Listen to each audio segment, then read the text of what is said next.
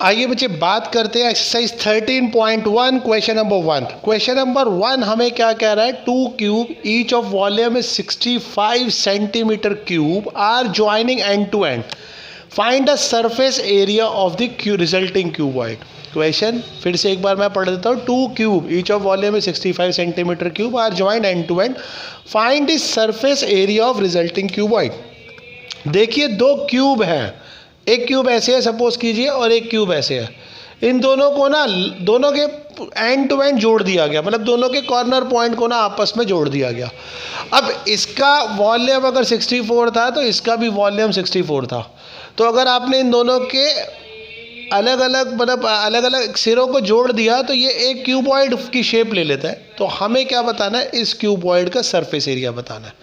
तो सबसे पहले मैं क्या करता हूँ सर, इसको निकालने से पहले कि हमारे को वॉल्यूम ऑफ क्यूबॉइड कितना दिया है, वॉल्यूम ऑफ क्यूब दिया है 64। अब क्यूब का वॉल्यूम क्या होता है, देखो यहाँ पर वॉल्यूम ऑफ क्यूब दिया है, क्यूब ऐसे फॉर्म होते हैं, इसकी सारी साइडें बराबर होती हैं, इसका हमें वॉल्यूम गिवन है। तो सबसे पहले मैं क्या करूँगा, इसकी साइड पता लगाऊंगा। अगर मुझे एक साइड पता लगती है तो बेसिकली मैं लेंथ ब्रेड्थ उसके निकाल सकता हूँ।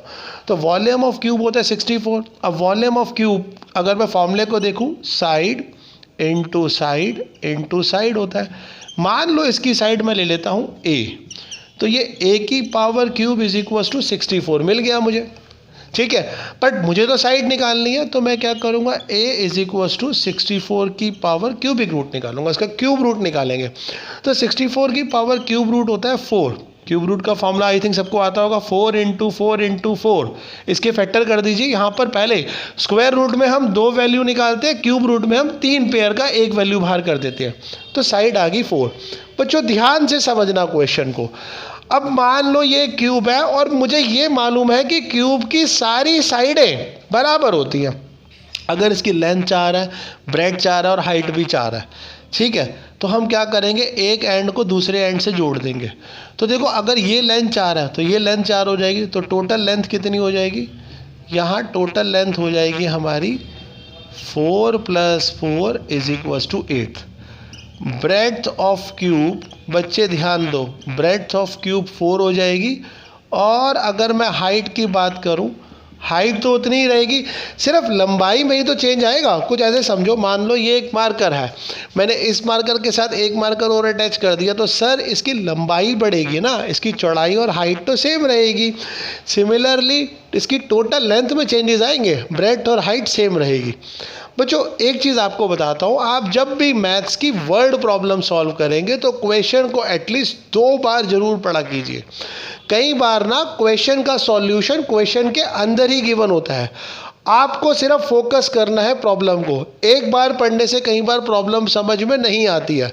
तो वर्ड प्रॉब्लम जब भी आप सॉल्व करें, जब भी मैथ्स की वर्ड प्रॉब्लम सॉल्व करें, तो क्वेश्चन को एटलीस्ट 2 बार जरूर रीड कीजिए, आपको सॉल्यूशन इजीली मिल जाएगा।